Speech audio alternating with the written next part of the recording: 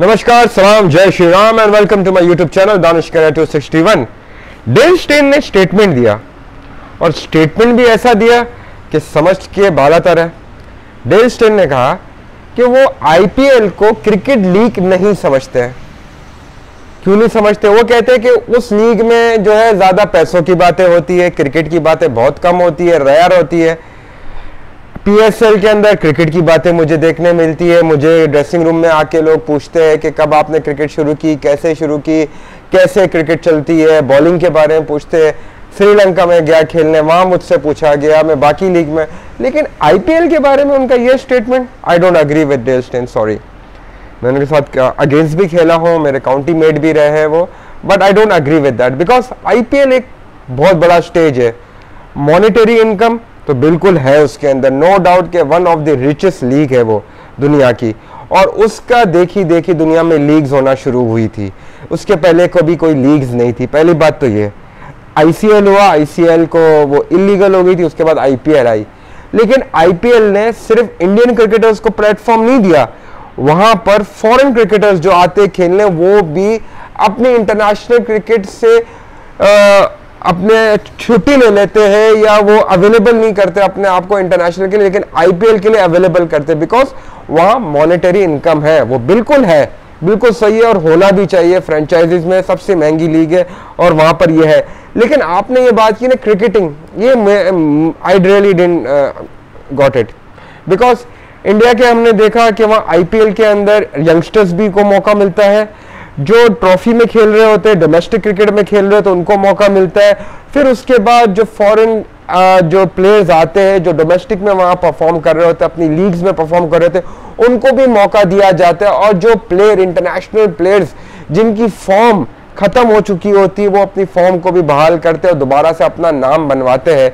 इससे मैक्सवेल की ले ले, स्टीवन स्मिथ की ले ले, बहुत सारे ऐसे प्लेयर्स हैं जिनको आईपीएल ने मौका दिया। और आप तो खुद आईपीएल का हिस्सा थे डेल स्टेन साहब, आप तो आरसीबी का हिस्सा थे। इस साल आपने कहा कि मैं अनअवेलेबल हूं, तो ये बात मुझे नहीं समझ आई कि इस तरह से बात करना कि क्रिकेट की बात नहीं होती। पीएसएल ठीक है, बहुत ज़बरदस्त लीग है, यहाँ पर क्रिकेट हो रही है, लीग अच्छी है, मैचेस अच्छे हो रहे हैं, लेकिन आपकी परफॉर्मेंस जो है वो दिन ब दिन नीचे आ गई। No doubt you been a fastest bowler, you have been a superb bowler for your country and you have played immense cricket आपने खेली है, you have all the cricket abilities।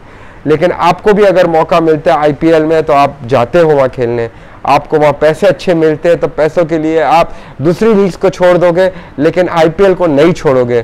तो मैं समझता हूँ कि यहाँ पर भी पाकिस्तान में काफ़ी प्लेयर्स हैं जो कहते हैं कि उनको आईपीएल खेलना है बिकॉज वहाँ पर जिस अमाउंट में पैसे दिए जाते हैं, रिस्पेक्ट दी जाती है प्लेयर को, वो कहीं और लीग्स में नहीं मिलती है।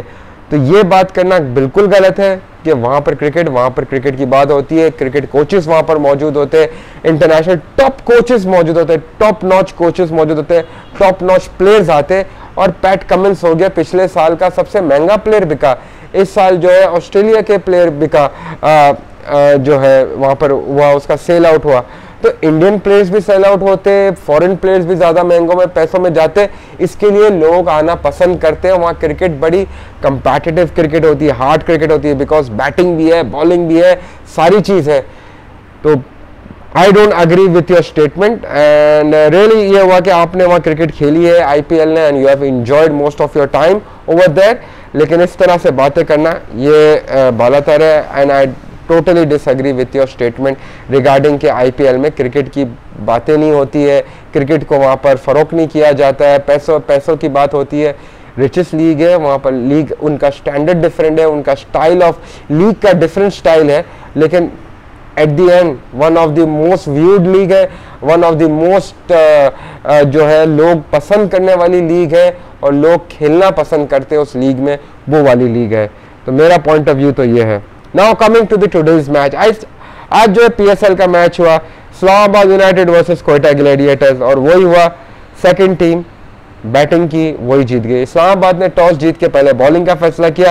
कोयटा ग्लैडिएटर्स से कप्तान सरफराज अलोन वॉरियर बहुत नुकसान में थी। कोयटा ग्लैडिएटर स्टार्ट इनका अच्छा नहीं हुआ, 33 पे 3 आउट लगे हुए थे, फिर सुबह विकेटें गिरना शुरू हो गए, 40 पे 4 आउट हो गए और इसी तरह मामला चल के गए। लेकिन सैफी ने ठीक है, मैं भी उसको क्रिटिसाइज करता हूँ, बिल्कुल मैं करता हूँ, लेकिन मैं उसकी बेटरमेंट के लिए चाहता हूँ। नो डाउट बहुत अच्छी फॉर्म लगी हुई है सैफी की, बैटिंग बहुत अच्छी कर रहा है, लेकिन उसकी टीम क्लिक करके नहीं दे रही। वो बेचारा अकेला लड़ रहा है, इसकी वजह से वो इतना ज़्यादा फ्रस्ट्रेटेड हुआ है। मैंने भी कहा था कि वो रिजवान की परफॉर्मेंस से फ्रस्ट्रेटेड है, बट आज लगा और आज दिखा कि वो अपनी टीम की वजह से ज़्यादा फ्रस्ट्रेटेड है। बिकॉज बैटिंग जिस तरह वो कर रहा था, अकेला खड़ा हुआ था, उसके साथ कोई खड़ा नहीं हुआ।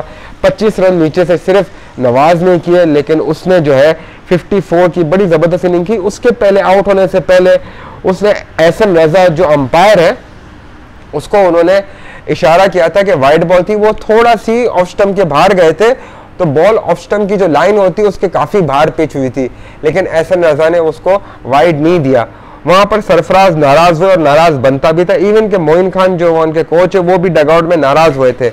उसके बाद एक बॉल फहीम अशरफ ने किया, अच्छा यॉर्कर बॉल था, लेकिन आई थिंक हॉकाई बताया कि वो लेग स्टंप पे लग रहा था, बट वो मशीन है हॉकाई, और वो मशीन जो है एवरी टाइम सही नहीं हो सकती। ऐसा लगा था कि वो लेग स्टंप मिस कर रहा था।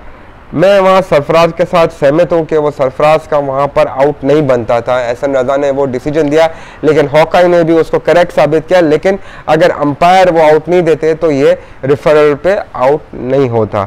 एनीवे सरफराज ने अकेले मेहनत की, उसने अकेले जो है टीम को लड़ाया और एक रिस्पेक्टेबल टोटल दिया सामने कि बॉलर उस पर फाइट कर सके। 156 रन हुए, जहां नवाज ने थोड़ी बहुत हिटिंग की, 31 रन उसने किए और 23 बेन कटिंग ने। उसके अलावा कोई बैटिंग नहीं चली। आजम की बात करूं, सैम अयूब की बात करूं, कोई नहीं चला। लेकिन इस्लामाबाद की तरफ से Fahim Ashraf was again star. Fahim Ashraf Pakistan team में जब से आया हुआ परफॉर्म कर रहा है एज एन ऑलराउंडर, बैटिंग भी कर रहा है, बॉलिंग भी कर रहा है, और आज तो कमाल कर दिया। 3 विकेटें छटका दिया 11 रन देके 4 ओवर में, और एक बाउंड्री कंसीड नहीं की उसने, और हसन अली ने 2 विकेटें छटकाई। और जहां पर अगर मैं बात करूं, जब इस्लामाबाद चेस करने आती है तो पॉल स्टेरिंग ने तो आज तहस नहस कर दिया था। मोहम्मद हसनैन हो या तो फिर अपना नसीम शाह हो, डेल स्टेन हो, उनको ठीक ठाक फेंटी लगाई है, और मज़े की फेंटी लगाई है। पॉल स्टेरिंग जो स्ट्रगल करते हुए आ रहे थे, उसने अपना जो है 56 रन किए 33 बॉल्स में। उसके बाद मैच ही ऑलमोस्ट खत्म हो चुका था, वन साइडेड ही मैच हो गया था, लेकिन बॉलर्स ने एफर्ट की।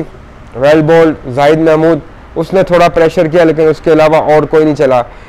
स्टेन साहब 140 पे एक टाइम पे वो करते थे, अभी 115 112 पे सीम बॉलर, पाकिस्तान में सीम बॉलर का कोई काम नहीं है, तो उनको कुटी लग रही है, ठीक ठाक कुटास लग रही है उनकी, तो वो एक्सपीरियंस है उनका, वो एक्सपीरियंस पे खेल रहे हैं, लेकिन उनकी ठीक ठाक कुटाई लग रही है। लेकिन आज जो अच्छी चीज़ नज़र आई, रोहिल नज़ीर को ऊपर भेजा गया। रोहिल नज़ीर ने जो है, यंगस्टर है, अभी न्यूजीलैंड टूर पे भी गया था, पाकिस्तान ए के साथ उसने कप्तानी भी की थी।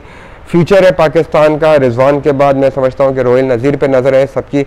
आज उसने एक स्टंप किया शादाब की बॉल पे, एक्स्ट्रा ऑर्डनरी स्टंप किया था, वेरी क्विक बैन कटिंग को उसने जो स्टंप किया, quick hands, very good stump, well done. Rohil Nazir youngster है और बैटिंग भी तगड़ी करता है। 34 रन किए उसने और नीचे से 21 रन किए शादाब ने।